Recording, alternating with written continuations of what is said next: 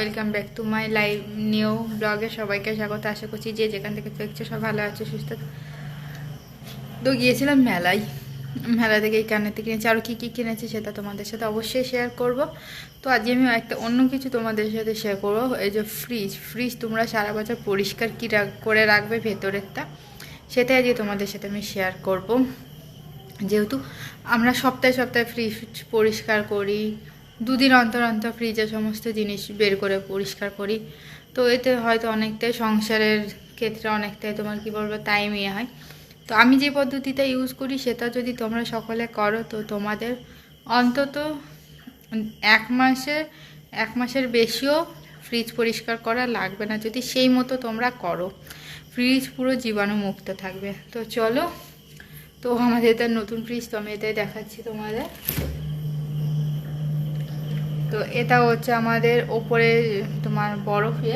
তো এখানে আমার সব মাছের টিফিন কারি, এখানে বরফ নর্মালি এইসব। তো আমি মাছের টিফিন কারিগুলো কী করি বলো তো, যখন মাছ রাখি আমি ভাগ ভাগ করে রাখি, মানে হাফ, ধরো তিনটে করে, তিনজন মানুষ আমরা তিনখানা করে টিফিন কারিতে মাছ রেখে দিই।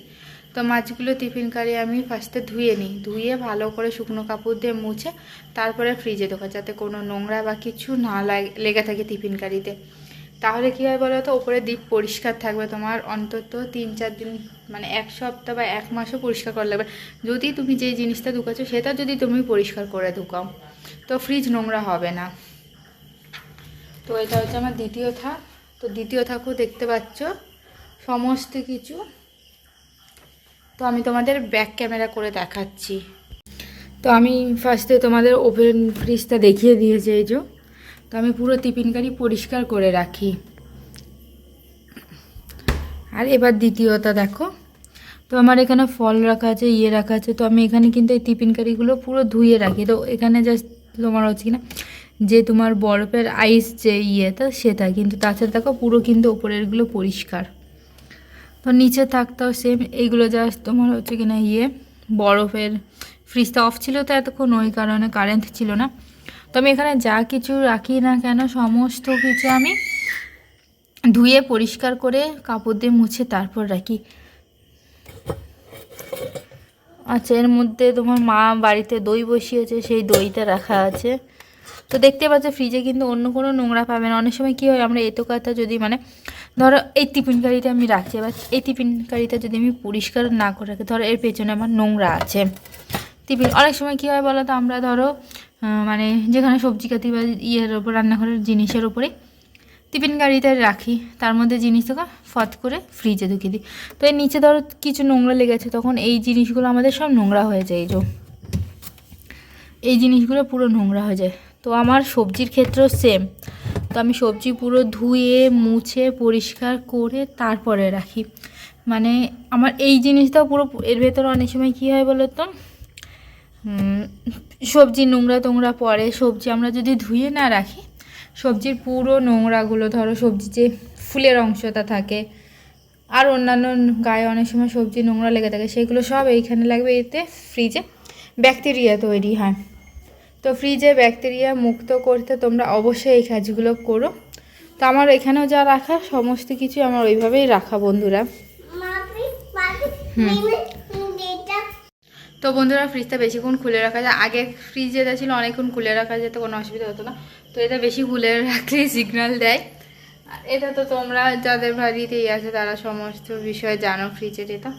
তো এইগুলো তোমরা যদি প্রত্যেকদিন একটা করে, ধরো রান্নাঘরের জিনিসপত্র আমরা মুছি, তারপর আমরা ধরো ড্রেসিং টেবিল সমস্ত কিছু মুছি, তার আগে প্রথমে ফ্রিজে জাস্ট এই ওপরটা একবার মুছে নাও, তারপর বাকি জিনিসগুলো মুছে নাও, কোনো ব্যাপার না, কোনো কিছু আর অসুবিধা হয় না।